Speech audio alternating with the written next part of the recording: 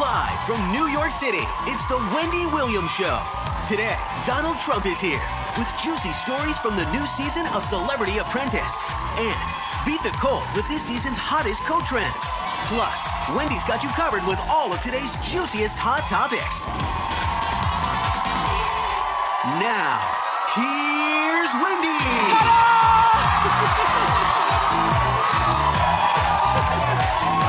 Oh, so much fun.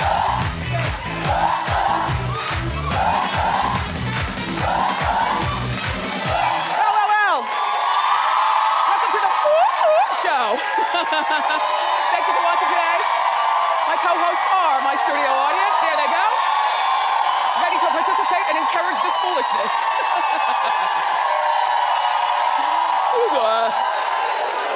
I'm doing terrific today. Donald is here, and we've got juicy, juicy hot topics. So let's get started. Come on.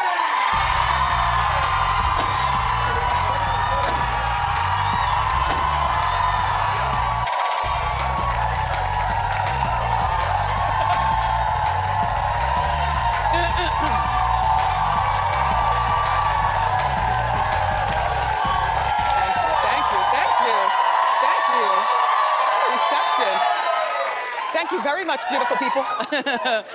Well, everyone's in the holiday spirit. Only one more week till Christmas, then it's over. Yay! Big show for you. I love when Donald Trump comes by. Yeah. Interesting conversation. Plus, you know, he's gonna go under the Wendy tree, and whatever he picks as a gift, you guys go home with it free. And my Facebook friends are eligible as well. So the big story this morning is the Sony Pictures not releasing the interview. Well, it was just yesterday. Remember, yesterday afternoon, we were to the point where they were saying, you know, the theaters that don't want to show it don't have to show it. So, in other words, it might not have gotten seen that much, depending. I know I was saying to my staff, if I owned a theater, this was as of yesterday, if I owned a theater, I would not be showing this. Donald, I know you differ. I saw you on the news talking about it. We'll talk about it when you come out here. But in my opinion, I'm glad this movie's not coming out. Number one, just as a by the by, the New York Post said that it's only a 2 and not worth seeing anyway. I don't know that. All I know is that on Christmas Day, me and Mike Evans had a delightful plan. I was gonna fry fish, something I rarely do. I was gonna lay it out on a brown paper bag, the way you really eat fish at the island. A little white bread, a little hot sauce, see? It's not even sitting, standing, eating the fried fish.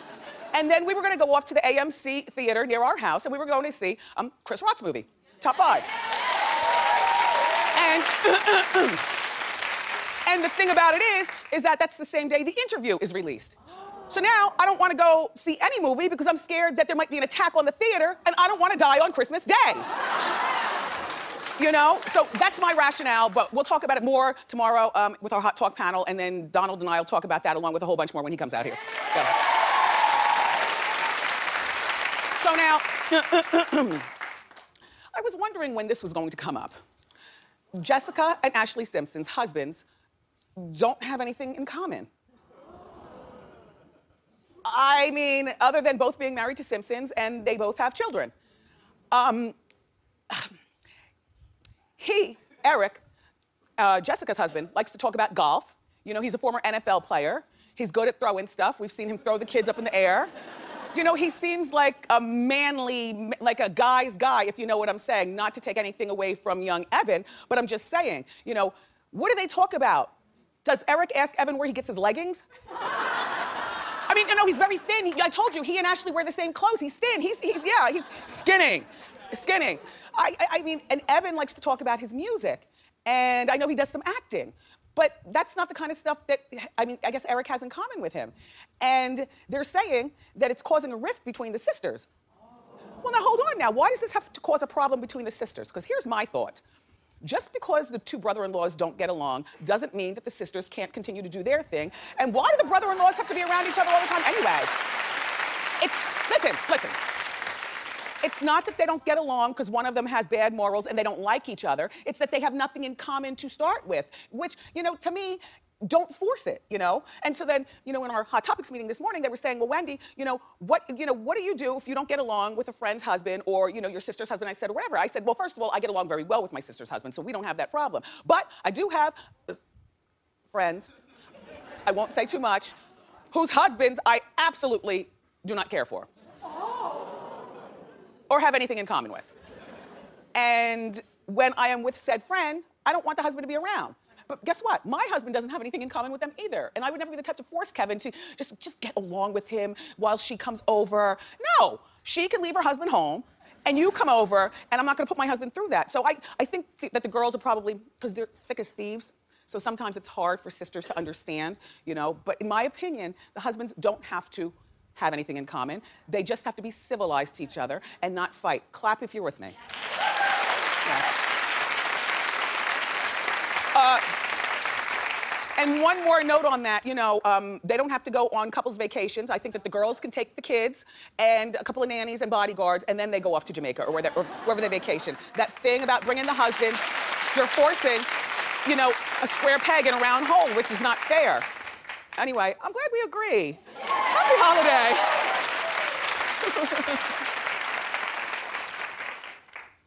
Well, I'm gonna give you this story, but I don't believe it. Phaedra isn't over Apollo. Don't believe it. Phaedra said she originally planned on divorcing Apollo when he was in prison. Believe it. But she was spotted wearing her wedding ring by TMZ. I'll tell you why. Because, first of all, why are you gonna give all your business to TMZ? You understand what I'm saying? Like they come, they're very nice people who operate the cameras and everything. They come into your face, you know, you give them the randomest answer and you keep it moving. So, my thought is, first of all, she knows she's skating on thin ice. No.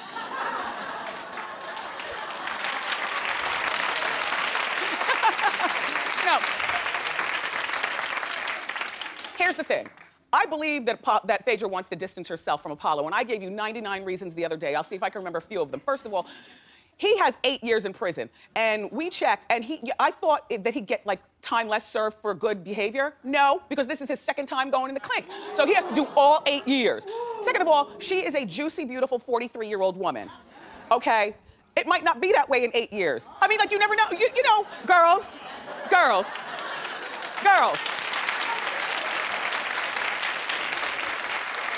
I mean, anything could happen. You can catch the alopecia and your hair falls out. You know, some of the medications that we have to take sometimes, you know, blow us up if it's like a step, you know, like female problem, when things happen. All I'm saying is that beauty is not guaranteed forever. And she is only 43 years old, and her little boys are very, very young. And she, in my mind, still has juicy years. She needs to, if she likes to get married, then she needs to divorce him, date often, and get another husband. Because, and this is a fact, whether you want to admit it or not, you know, 40, society starts to look at you like shaky in the workforce as a woman, all right? Fact. By 50 and above, society has practically thrown you out, not just in the workforce, but the date force and everything. Like 50-year-old men want to date 25-year-old girls, you know. 50 employers don't want to hire a 50-year-old because we might not know as much, and maybe we want more than the 22-year-old who just got out of school and might be more proficient. You get what I'm saying? Yes. So that's why I think she needs a divorce. But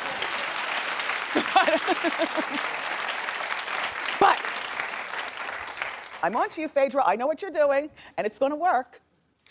Phaedra, put that ring back on, because remember the other day I was reading to you an article from In Touch Weekly magazine where Apollo threatened to take her for everything and get her good. Like, it was a really threatening headline. You know, Apollo's on it, and Apollo also has, either he's operating his Instagram or somebody else is, and these magazines are picking up his collect calls. So he still has a way to talk back to her through the magazines, which is horrible, but so her ring was off at one point, but now it's back on. Of course it is, because what she's probably doing, Phaedra, the ring is back on so everybody thinks you're staying together, so that beast behind bars stays calm, right? Right? Second of all, Phaedra, you're secretly seeing that divorce lawyer, aren't you?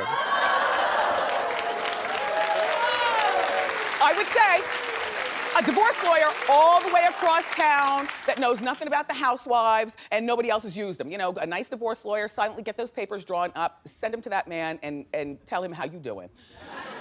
Good luck, Phaedra.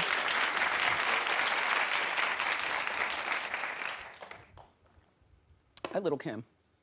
Hey, Kim. Well, something horrible is going on. You might not agree, but I'm gonna tell you why you should. I'm always trying to convince somebody of something, right?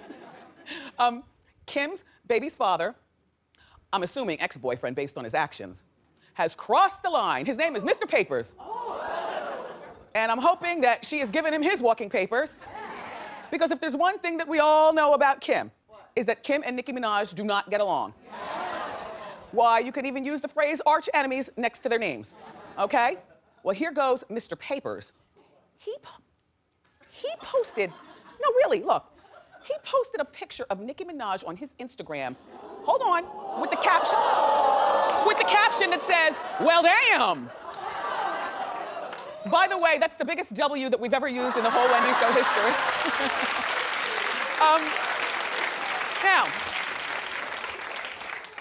Men, I'm gonna let you in on a little secret. Hopefully you will not use this against us. But if there's one thing that you can do to a woman when you break up with her or when she gives you your walking papers is to get with her arch enemy or her best friend. Right? To me, that's worse than saying your ex-girl was whack in bed or fat, or that's worse than, in my opinion, getting with the arch enemy or, you know, best friend is the worst. That's the worst. So, you know, Kim, have no fear. Nicki's not paying attention. I understand she's going through her own things with her own ex-man. Papers, that is a low blow. And Royal Reign's gonna grow up to see that her father is very immature. And little Kim, kiss Royal Reign for me. And how you doing?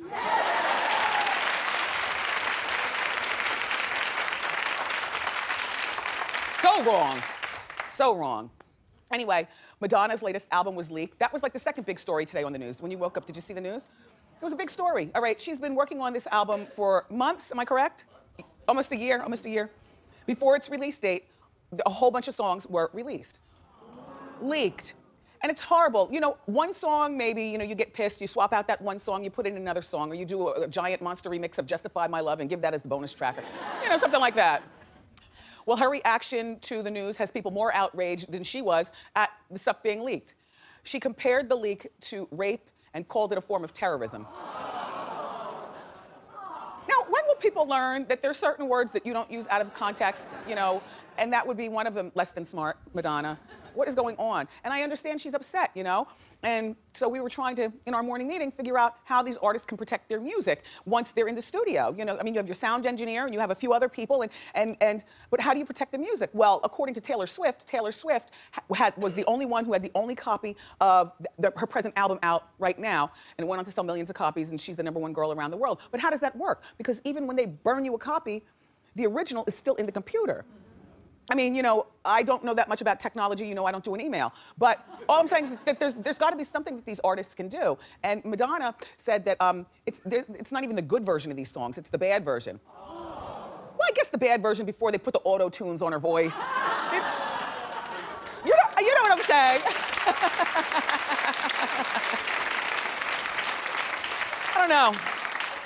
I'll tell you what, Madonna, I understand that you worked really hard, but man, responding to the leak makes it a bigger story. If I didn't see this on the news, I wouldn't have even known about it. Like, you understand? Like, sometimes when people, these celebrities, when you talk back about stories, you make them a bigger deal than they actually are. So Madonna, shh, and it'll all blow over. Yeah. And release the CD anyway. So that little Nick Jonas who was here the other week, his career is on fire. I have to say, if you were watching that show, do you recall me saying to him that he has like a little urban appeal to him? You know, like he's back to doing music, and I said, you know, you could be like Justin Timberlake, not replace Justin Timberlake, because there's space in the world for both of them. But you could be like Justin Timberlake, like, you know, cute white boy, you know, with some rappers on some of your music. You know, get together with some of them producers that produce, you know, the next snap music, and do it. So guess what? So he's laughing and he's talking to me and he's like, Wendy, I would love to have a career like Justin Timberlake. You know, he's got a really nice career. That's a sweet career that Justin Timberlake has. Well, guess what Nick did? He just announced that he's going on tour with Iggy Azalea. Perfect. Perfect. I mean, she's not a rapping black guy, but she's a rapping white girl, and that does put him in an edgier mode than being on tour with, say, Demi Lovato. And I like Demi Lovato, but you know what I mean? Like, he needs to be loved by all shades.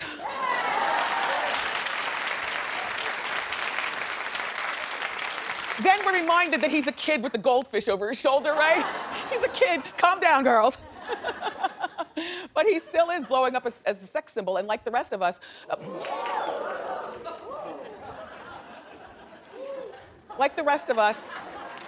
he does have a cheat day or cheat moments, and this is what he ate the other day when he posted this on Instagram. That's his cheat day. Now this one looks very random, but this deliciousness right here with all that greenery and sausage and pepperoni. I love a man who's not scared to eat pork. Do you know what I mean?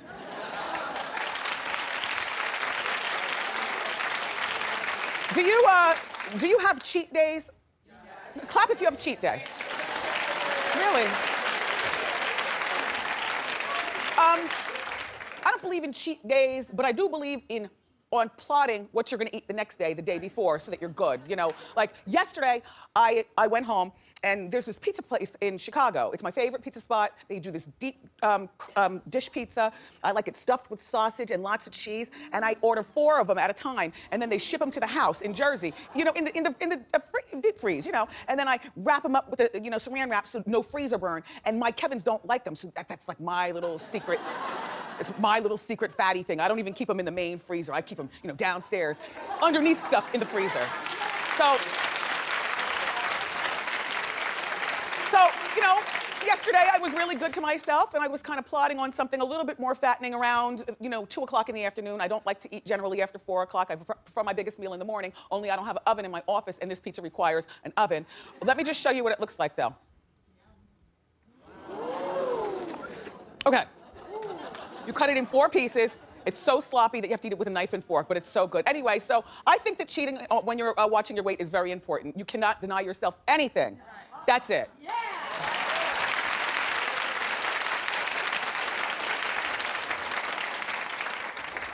Jennifer Lawrence is a beautiful, huge movie star, but as of late, she's being upstaged by her beautiful bodyguard. Oh. It's our hot shot of the day. Hit it. Yeah.